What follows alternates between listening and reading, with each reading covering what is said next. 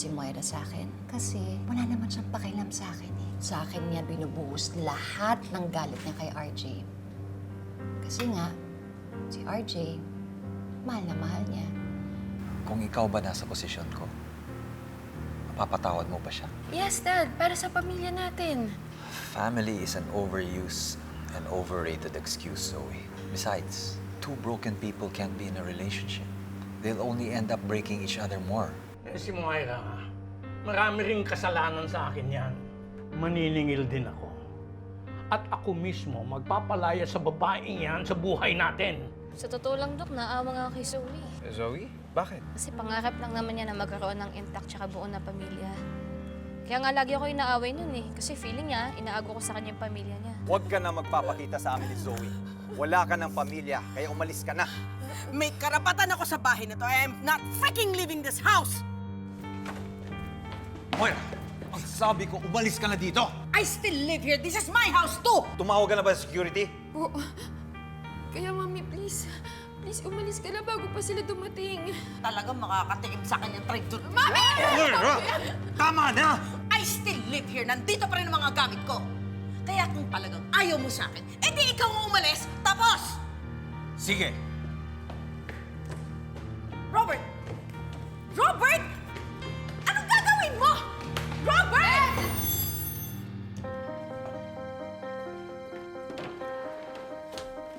Robert! Robert! I just said what I said, but I didn't really mean it. Please, Robert. Please, huwag ka nang umalis. Please, don't leave, please. Sino nagsabi na aalis ako? Pamamahay ko to. Ikaw ang aalis. Dad! What? No! Robert! What are you doing? Robert, no! No! Daddy, no, please, no, huwag ka tama na to yan! No, please, no! Daddy! No, Robert! Daddy! Robert, stop! Kausap mo nga yung daddy mo! Dad, please! Robert, tama na, please. Tama Daddy! na! No. Robert, tama na, please! Please, huwag mo paalisin si Mami! Daddy! Sabi mo, di ba? Hindi ka aalis na wala kang gamit. Eto na ang gamit mo. Robert, no, please. Hindi mo pwedeng gawin yan. Robert, no, you can't do this! Dad!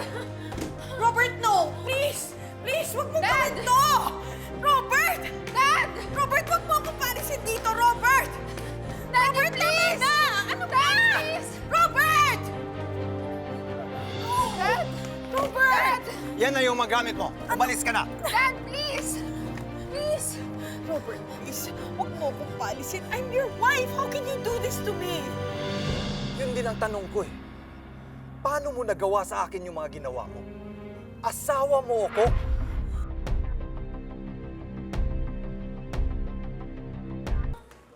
Lynette, Chang, may bisita ka. sino ho? Lynette, good evening. Oh, Michael. Oh, paano? Bahala na kayo dito, ha? Papahinga na ako. Napagod ako sa kakamarites mong maghapon. Kakapagod din pala yun. Sige, Michael. Sige, Chan. Salamat. Michael, gabing-gabi na. Sorry, dumiretso na ako dito from the airport. Sinabi kasi sa akin ni Denise yung nangyari sa inyo. Nabalitaan mo na pala. Mabuti naman nalaman na ni RJ yung totoong nangyari sa kanya. Sandali, kukuha muna kita ng kape. Lynette, hindi ka ba masaya? Ngayon, alam niyo na yung katotohanan, yung hinala ninyo na gusto niyo malaman. Hindi, ma'am. Masaya naman. Pero malungkot ka pa rin dahil ngayon nalaman mo na gusto pala ni RJ na magsama na kayo. Ano?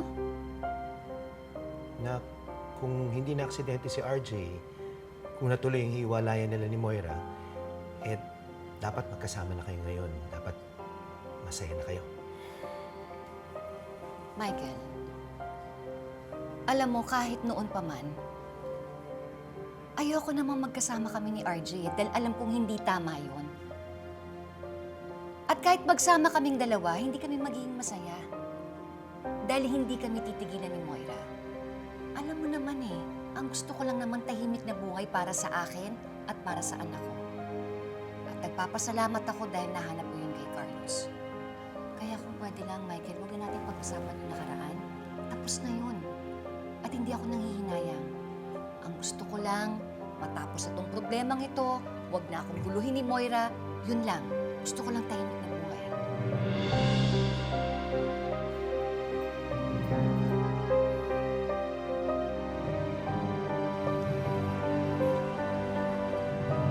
Sir Pepe, you really need to take a rest. Thank you, Dr. Anderson. I'm going to watch over my dad and make sure that this time he gets complete bed rest. Well, go ahead now. If you need anything, just let me know, okay? Okay, thank you, Doc. Ang OA mo naman. Tumaas lang ang BP ko.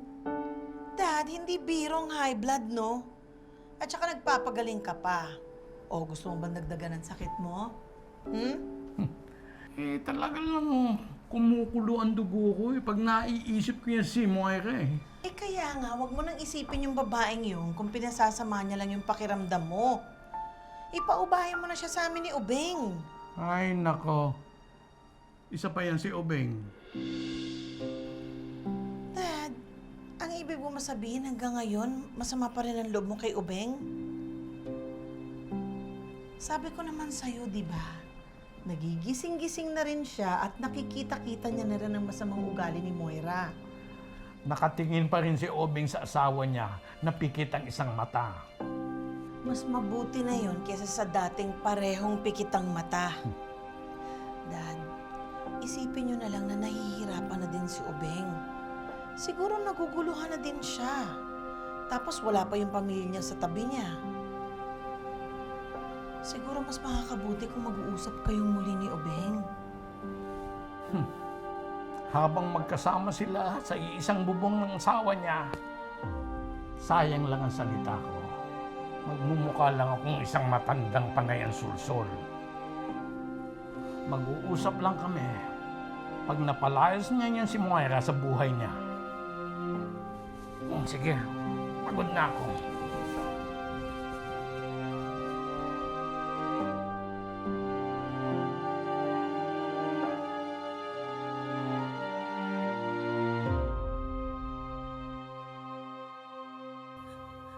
Alam ko na kung bakit mo ginagawa to eh.